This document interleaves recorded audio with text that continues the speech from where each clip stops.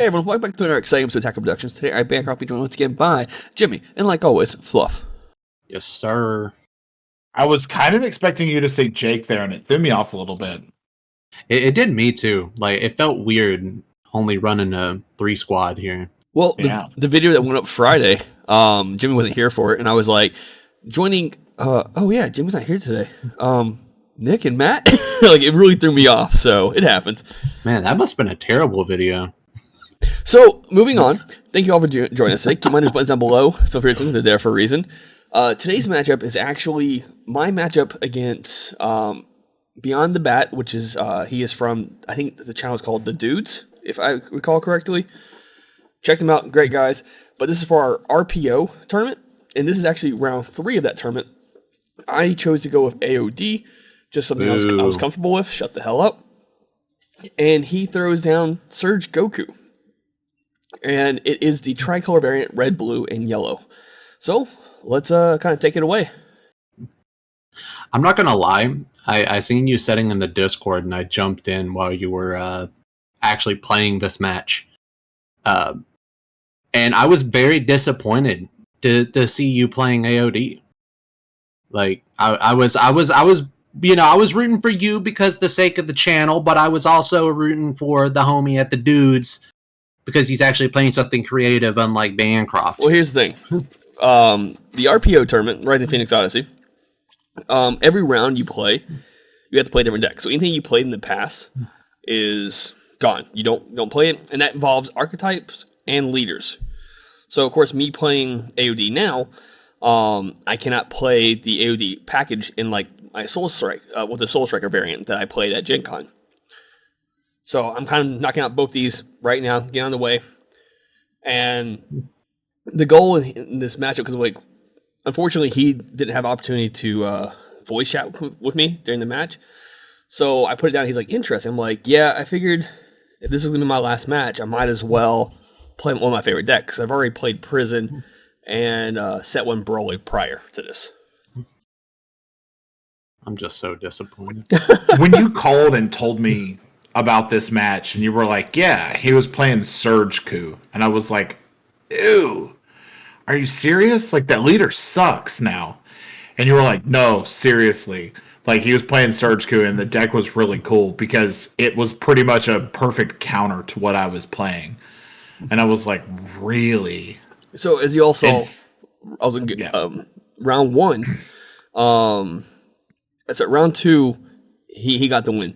So he's in round 2, he sided out for the Gohan Videl battle card. It's a red-yellow card. I can't remember the card's name. That one right down the board on the screen, where you pay 1 yellow energy for yellow. I think it's like if your leader's yellow or something like that, you negate one of your opponent's battle cards by 5,000, ignoring barrier. So like, you know, I put Bobby on the board, it was instantly gone at the beginning of his turn, which really hurt me because I can't do anything cheaply anymore, and I have to spend time trying to bring it back out by either using Hatchiax or just trying to draw into it. Yeah, and that's rough too, because turn 1, you put a Bobbity out, he got rid of it. Turn 2, you put a Bobby out, he got rid of it. It does look like you have the Hatchiac in hand, so you're going to be able to put another Bobbity out here. Yeah, so on my second turn, on both the Bobby swing and the Turtle swing, I was like, I can't risk him just constantly killing my Bobbity because he also plays the Arrival Cooler, which negs 10k ignoring barrier. So I'm like, I need to get Hatchiac as much as possible in my hand just to keep me alive to some degree. Yeah, because... Or go on, Fluff, I'm sorry. I was going to say, that Bobbity is what turns off the specified cost for you, right? Or is it what reduces by 1? It's what reduces. The leader, both the Bobbity does remove specified costs, but it also reduces by 1. And the leader also gets rid of specified costs. Like, if I needed to, I could still negate for the Garlic Jr., but I would have to spend 2 energy. Yeah. And if you're familiar with AOD, either playing it or playing against it, you would know that AOD rarely gets punished for playing that Bobbity. Not a lot of decks will run such low-cost early barrier removal.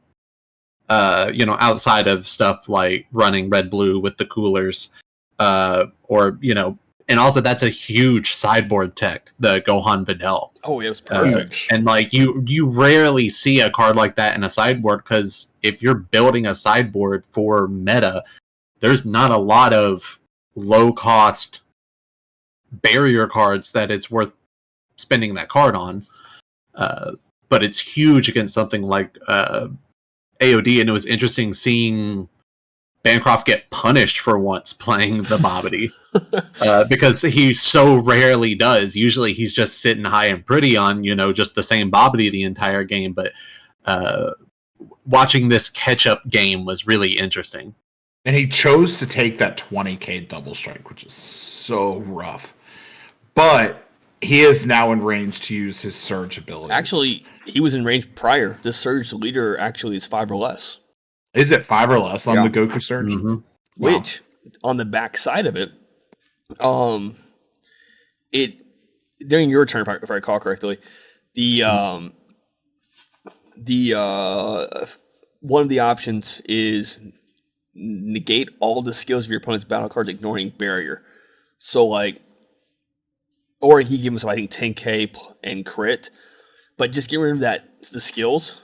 Gets rid of anything I would have on the board, potentially as blockers, or like if I had the Janembas, Bojacks in rest mode, or if I wanted to negate, I would have to actually pay 2 for it instead, because body skills are negated. So it makes it a little bit rougher too on that backside. Yeah, I really feel like Surge Q was kind of just thrown away after the errata, where people just decided that the card was bad. And I think, this build kind of proves that it still has legs to stand on. With yellow being such a strong color, and then being able to, easily splash additional colors. Like, I think this leader can be very, very strong right now. Even that was with such the errata. That was such a punish, losing that Bardock there. And then you also ended with a pan on top of it. So the idea is that, because we played 2 rounds prior, my assumption is that if I allow him to get a combo opportunity, that could punish me really bad. Because, boom, cooler. He just pulled it to his hand using the 2 drops effect. But, so yeah, I negate it with pan, which doesn't actually negate the attack. It just stops any additional attacks by battle cards. But then turn around using the auto on the Unison -1 to get rid of it really helped me out from him not having to go into that combo step. Now the question is does he go all in on this effect, or does he just leave it? Looks like he typed thinking. Yeah, he's at this point, he definitely has a bigger hand than I do, but he can't attack me any more battle cards. So I think he was trying to figure out if he wanted to awaken in this moment, or to just let it go as is. Because right now it has a +1 due to, I think, the 1-drop Frieza. Mm-hmm. Yeah. Buffs a leader by 5k. But you have to think here, with a hand that big and knowing the colors run in this deck, there's so many possibilities for responsive play going into this turn, even though you have a very good setup of, the slug to punish counters, you have the Bobbity in play, you have the Majin Buu Unison, you have a Pan secret rare. But still, there's so many paths that he could take at this moment, which you had the 2 prior games to kind of learn that. But what was your thoughts here? Was it just, I'm going to play through it, or I'm going to really pace this turn? So it was more, I need to apply a lot of pressure, but be able to stop him, his combo steps. Because so our first game, I barely got that win. Like, he was just constantly just negging my board. Hit me with, I think I had to take like a double strike crit once too, if I recall correctly.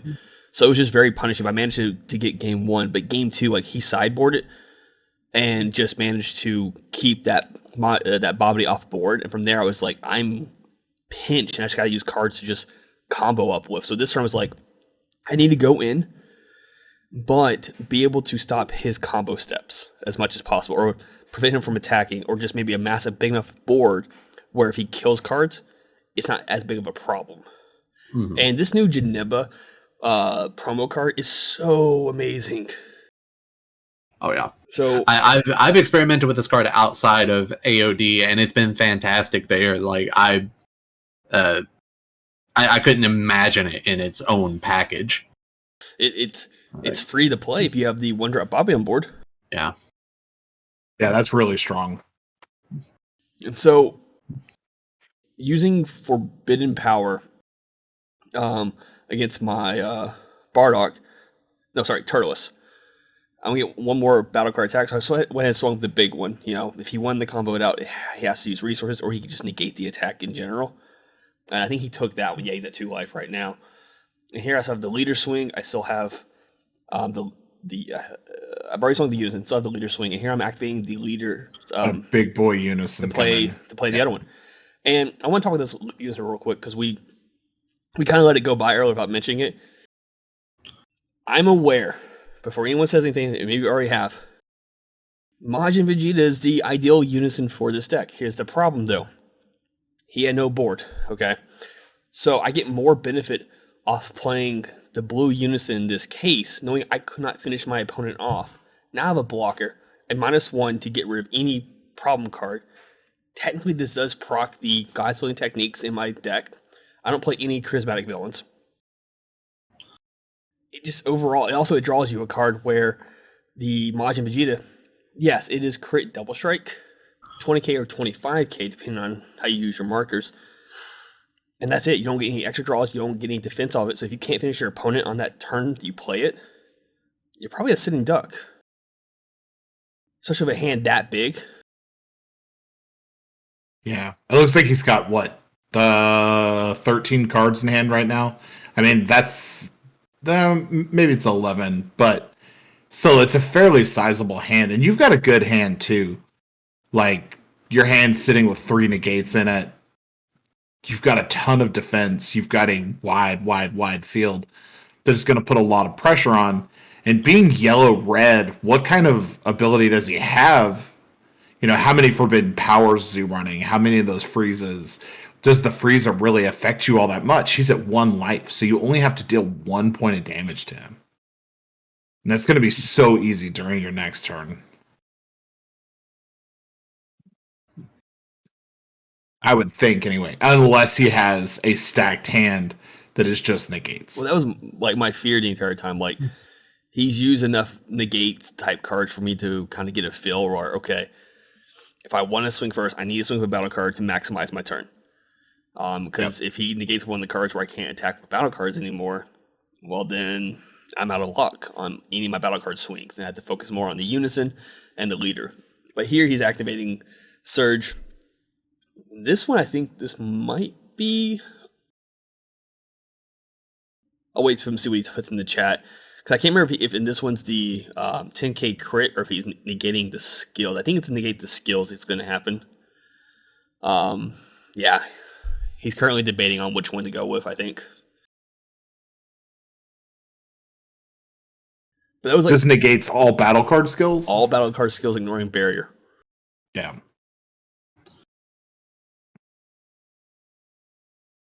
And so he's activating the effect right now, and he did the 10k crit on this one. So now it's a 25 crit swing, and left it at that. Conveniently enough, I do have a couple super combos in my hand to kind of just help hold that back a little bit, and I'm able to go to 30, be just fine on that swing. And he didn't combo to put out any more battle cards this turn either. It's yeah. Which is kind of weird, which tells you either he has a ton of defense or his hand is really bricked out, despite the fact that it's large. I will say I was a bit confused. He paid 2 to draw 2 more cards. Which tells me that he's bricked. At least offensively. Yeah. I know he has at least 1 cooler in his hand. Because he pulled it earlier using the 2-drop swap Frieza card. But yeah, any given attack, I'm expecting like just a barrage of like brain not working, coolers, just to like a bunch of my cards out. So he did negate the attack, but I managed to have an entry 13 in my hand to stop it from being played, so I don't get hit by the auto. And he has his own pan. Ugh. But your assumption is correct. Your assumption is correct. It feels so bad. Oh, it feels so bad. Poor guy. It's like, yeah, you got that nice shiny pan. I think I'll yoink that for you. So here, I see red and blue, and I'm like, oh, nothing. I'm like, okay, cool, I'm safe. Good, no cards getting hit right now. And here, I think what I'm doing really is just getting rid of combo power. And so I'm making almost every attack roughly 30k on swing, just to get rid of whatever I can.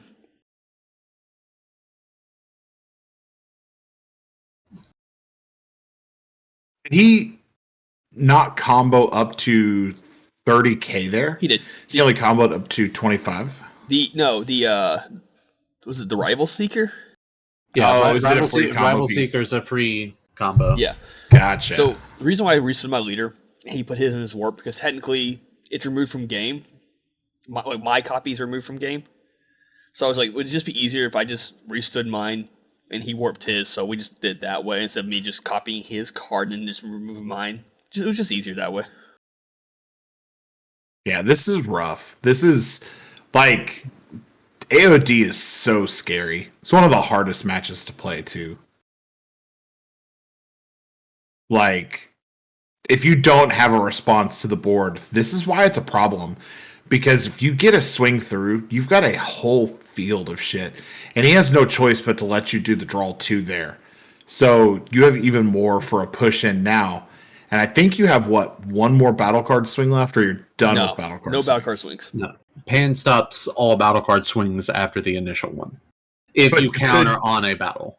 But you could play your Unison for 3, swing, and then combo all out. I could. But I did not know what to expect this. And truth be told, I probably could have pay 3 for the Unison, swung, and just comboed my entire thing off. The problem though is that if for some reason he had negate, and with that big enough hand with 5 energy, he hasn't played a single cooler this entire game. I don't know what to expect. But yeah, he does negate all my skills and follow up with a Kaioken. And I was like, oh, that'll do it. I can't do anything about that one. So yeah, and it has the flex. I couldn't even stop it if I recall correctly. Yeah, that sucks. So I had this beautiful board mass, and I'm like, oh, okay. I know this guy plays Senzu Beans. So, all right, let's see what happens. But I do have a couple of things in my hand to help out here. I petrified, discarded card, and chose Frieza, so he couldn't swing with the Frieza. And I still had a max power Kamehameha in their hand. So I'm trying to keep the idea of just not allowing him to go into the combo stuff, because as soon as he does, I'm screwed. The problem is that I was banking on hoping that he did not have a I have another petrification in my hand. Didn't realize that. Yep. Yeah, so he paid 2 more to draw 2 cards. And I think at this point it's in a very tight situation for him. He's tapped out. Doesn't have much to go off of, unfortunately, from that point. And go ahead and get the free draw off the leader, off the Unison. Swing with the pan. And I just combo up to 50. Because I just didn't want to combo my entire hand off just for him to be able to stop me. And he's like, GG. And I'm like, okay, cool. Good game, man. Ooh, gosh. Yeah, losing your field there is kind of sickening. If he'd had that Kaioken 2 turns earlier, it would have been rough. It would have been a very different type of game. So I move on to the next round. which actually is going to be someone I knocked out earlier in the tournament. So we'll see what happens there. With that being said, thank you all for tuning in. And keep in mind, this button's on the screen and down below while Fluff does the outro. Yeah, good game. Congratulations on moving out, Bancroft. I did lose my last round. You can check that out over on Big O Notations channel. Yep, my opponent next round. Which is Bancroft's opponent's next round. He did knock me out of the tournament, which is okay, getting into the busy season, so I couldn't play anyway, but congrats to the both of you, and good luck to both of you in the next round. As always, read your cards, know your plays, let us make the mistakes so that you don't have to, and Fluff out.